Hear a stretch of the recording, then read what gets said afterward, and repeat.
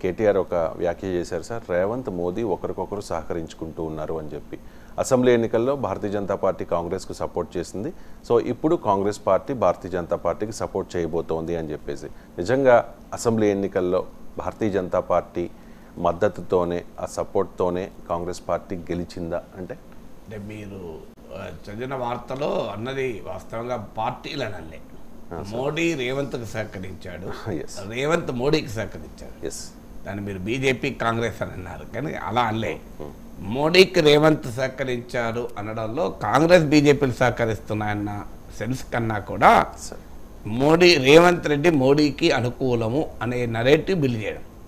ఎందుకంటే ఎన్నికల తర్వాత రేవంత్ బీజేపీలో చేరుతాడు, ఈ ప్రచారం ఎన్నికలకు ముందు కూడా రేవంత్ ఆర్ఎస్ఎస్ నేపథ్యం ఉంది, ఇవన్నీ మొదటి నుంచి జరుగుతున్న ప్రచారమే కదా. అంటే కాంగ్రెస్ పార్టీ బీజేపీ ఒక్కటే అంటే ప్రజలు యాక్సెప్ట్ చేయరు కనుక.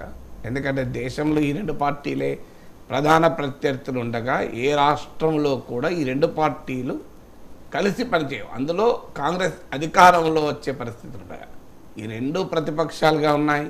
ఇంకెవడో బలమైన వాడున్నాడు, వాడు కొడుతున్నాడు, అప్పుడు వీళ్ళిద్దరు కలిశారు అన్న లాజిక్ ఉంటుందేమో. కానీ ఇక్కడ కాంగ్రెసే ప్రధాన పార్టీగా ఉండగా కాంగ్రెస్ బీజేపీల మధ్య సహకారం ఉండటానికి స్కోపే లేదు.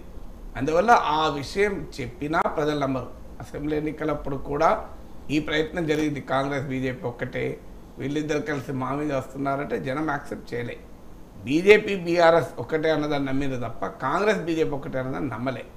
అందువల్ల ఇది నమ్మరని తెలిసే బీఆర్ఎస్ మొదటి నుంచి కూడా రేవంత్ రెడ్డి బీజేపీ అనే బంధాన్ని చెప్తున్నారు. అందుకే మీరు ఇప్పుడు ఇంతకుముందు అడిగిన ప్రశ్నలో కూడా బీజేపీ కాంగ్రెస్ సహకరిస్తుంది, కాంగ్రెస్ బీజేపీ సహకరిస్తుంది కేటీఆర్ అల్లే. మోడీకి రేవంత్ సహకరిస్తున్నాడు అనేది ఆరోపణ. దానికి కారణం రేవంత్కు మోడీ సహకరించారండి. ఇది ప్రాక్టికల్గా జరిగే పని. రేవంత్ వేరు, కాంగ్రెస్ వేరు కాదు. రేవంత్ రెడ్డికి మోడీ సహకరించినా వచ్చే ప్రభుత్వం బీజేపీ ప్రభుత్వం కాదు కదా. వచ్చే ప్రభుత్వం డబుల్ ఇంజన్ సర్కార్ కాదు, వచ్చే ప్రభుత్వం కాంగ్రెస్ ప్రభుత్వమే. అందులో బీజేపీ కూడా ప్రధాన పోటీదారుగా ఈ ఎన్నికల్లో ఉంది. 2018 ఎన్నికలతో పోలిస్తే 2023 ఎన్నికల్లో బీజేపీ ఒక బలమైన కాంపిటీటర్గా ఎన్నికల ప్రక్రియలో ఉంది. ఒక రకంగా రాష్ట్ర రాజకీయాల్లో ముక్కోన పోటీ చూసాం. 39% కాంగ్రెస్ కోట్లు వస్తే 37% బీఆర్ఎస్కి వచ్చాయి, 14% బీజేపీకి వచ్చాయి. అంటే బీజేపీ ఇది సీరియస్ కంటెండర్. ఒకవేళ బండి సంజయ్ని డ్రాప్ చేయడము, కవిత అరెస్ట్ విషయంలో హైప్ క్రియేట్ చేసి కాకపోవడము, బీజేపీ బీఆర్ఎస్ ఒక్కటే అన్న భావన బలంగా జనంలోకి పోవడము, ఇవేవి జరుగుండకపోతే వాస్తవంగా బీజేపీకి ఇంకెక్కువ ఓటింగ్ వచ్చేది. అందువల్ల బీజేపీ ఒక బలమైన కంటెండర్గా ఉండగా పోయి బీజేపీ మోడీ వెళ్ళి కాంగ్రెస్కి ఎందుకు సహకరిస్తాడు?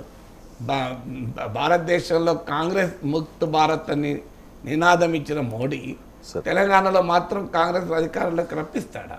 రేవంత్ రెడ్డికి సహకరించడం అంటే కాంగ్రెస్ సహకరించడమే కదా. అందువల్ల కాంగ్రెస్ బీజేపీలు సహకరించుకునే అవకాశమే లేదు. అసెంబ్లీ ఎన్నికల్లో అవకాశం లేదు. అందులో సౌత్ ఇండియాలో బలంగా ప్రవేశించాలని బీజేపీ ప్రయత్నిస్తున్న వేళ ఇప్పుడు రేవంత్ రెడ్డి కాంగ్రెస్ ముఖ్యమంత్రి. ఇప్పుడు రేపు ఉదాహరణకు రేవంత్ మోడీకి సహకరిస్తాడు, ఏం జరుగుతుంది? దానివల్ల బీజేపీకి 10 సీట్లు దాటుతాయి అనుకోండి. ఎవరి సీటుకు ఎవరి కుర్చీకి ఎసరు వస్తుంది? రేవంత్ రెడ్డి కుర్చీకి ఎసరు వస్తుంది కదా. కాంగ్రెస్ ముఖ్యమంత్రిగా ఉండి పిసిసి అధ్యక్షుడిగా ఉండి 17 సీట్లలో 10కి పైగా బీజేపీకి గెలుపుకు కారణమైతే ఆయన నష్టం జరగదా? అంటే తన కుర్చీకి తానే ప్రమాదాన్ని తెచ్చుకునేంత అమాయకుడు రేవంత్ రెడ్డి అయితే ఇంత తొందరగా రాష్ట్ర ముఖ్యమంత్రి అయ్యేవాడు కాదు కదా. అంత రాజకీయాలు తెలియని వాడైతే అనూహ్యంగా అంతమంది సీనియర్లు ఉండగా రాజకీయ రంగంలో రేవంత్ రెడ్డి ఎట్లా చీఫ్ మినిస్టర్ కాగలిగాడని అంత పాలిటిక్స్ తెలియడా? సో అందువల్ల తన కుర్చీకి తానే ప్రమాదం తెచ్చుకునే రీతిలో ఎవరైనా వ్యవహరిస్తారు. అది ప్రాక్టికల్గా సాధ్యమా? అందువల్ల అసెంబ్లీ ఎన్నికల్లో మోడీ రేవంత్కు సహకరించడము, లోక్సభ ఎన్నికల్లో మోడీకి రేవంత్ సహకరించడం అనేది కాంగ్రెస్ బీజేపీలు ఒక్కటే అని చెప్పితే జనం యాక్సెప్ట్ చేయరు కనుక రేవంత్ రెడ్డి మీద భుజాలపైన తుపాకీ పెట్టి కాంగ్రెస్ కాల్చడం తప్ప మరొకటి కాదు. Right sir. ఇక కేటీఆర్ చాలా క్లియర్గా చెప్తారు.